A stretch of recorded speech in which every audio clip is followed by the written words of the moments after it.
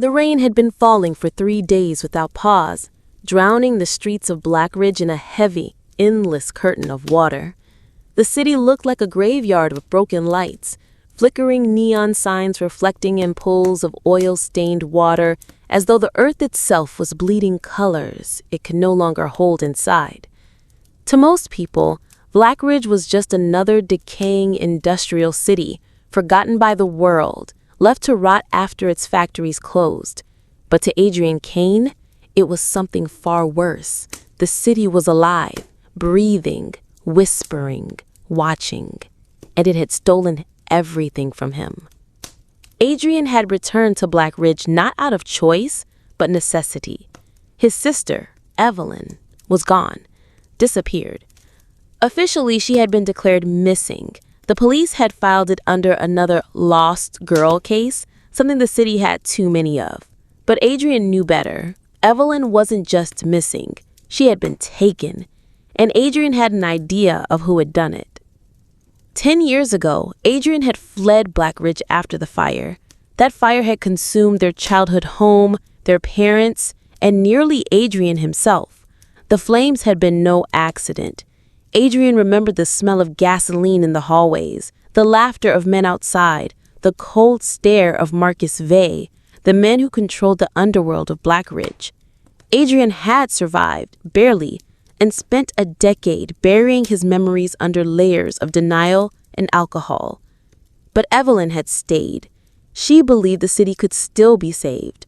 She became a journalist, digging into corruption, peeling away the layers of lies that cloaked Blackridge. She believed in truth. Now she was gone.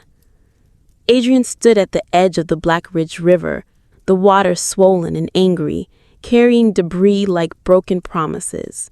He clenched the letter he had received 2 nights ago. No return address, only a single line written in ink that seemed too deliberate, too cruel. The past is not done with you. Come home, or she dies. Adrian knew exactly who had sent it. The return. The city hadn't changed much in a decade. It smelled of wet rust, gasoline, and despair. The streets were filled with shadows that didn't move quite right, and people who looked away when you caught their eyes.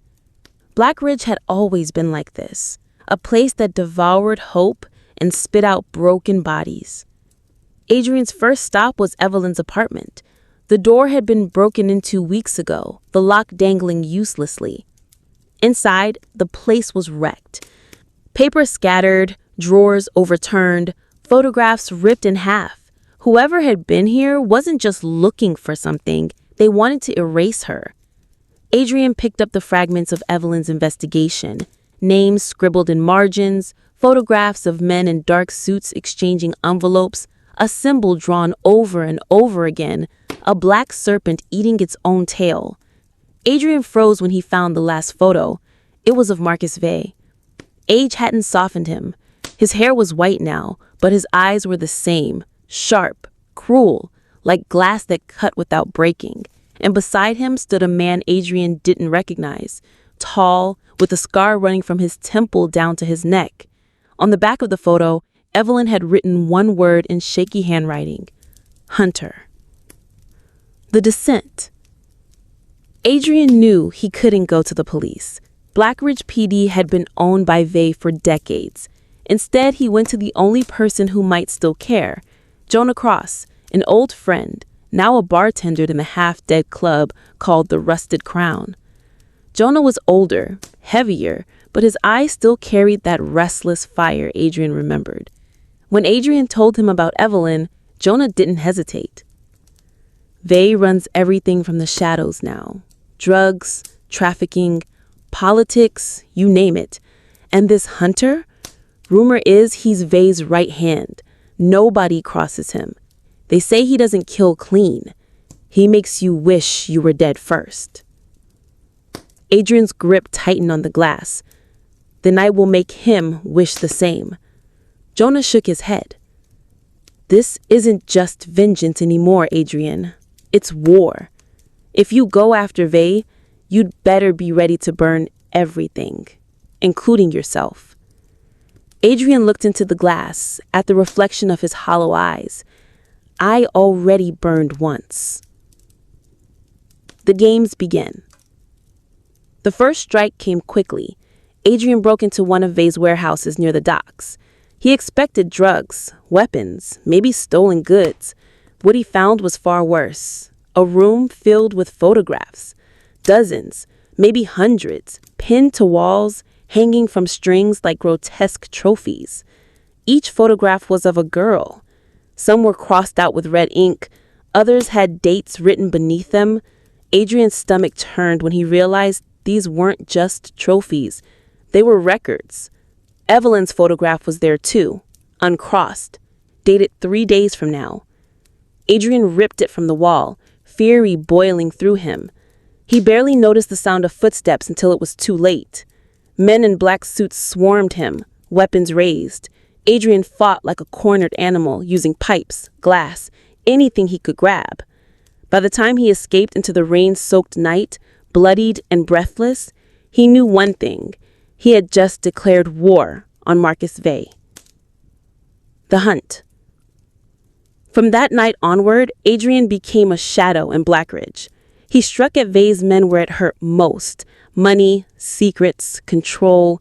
He spread Evelyn's notes to underground networks, forcing the truth into the light. Every move he made was answered by violence. Men hunted him through alleys. Cars chased him across bridges. Bullets sang through the night air. But Adrian endured.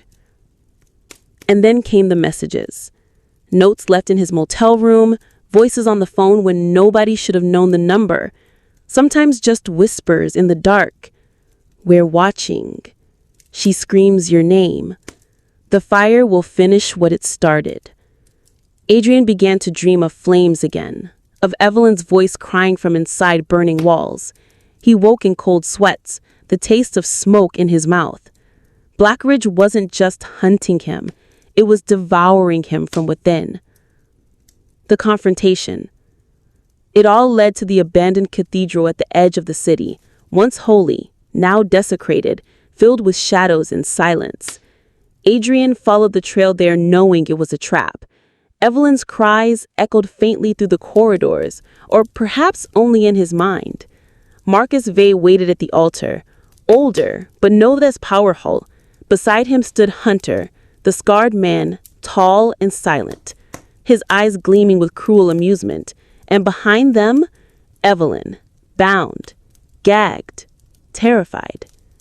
Adrian Kane, the prodigal son.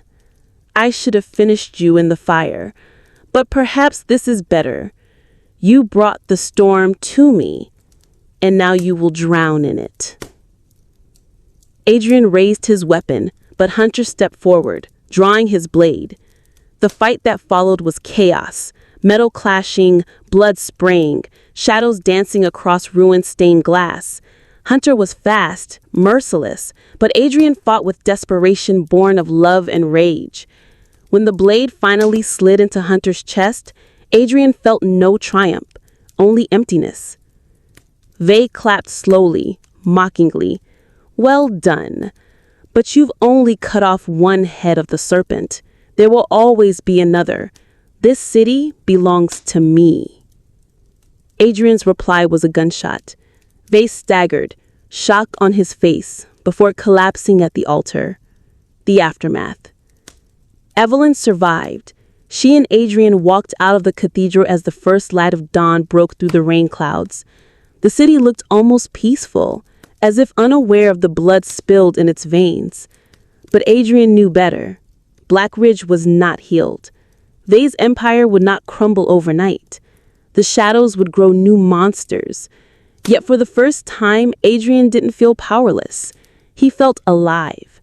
The serpent had been wounded, and Adrian Kane was ready to keep cutting until the city itself bled dry.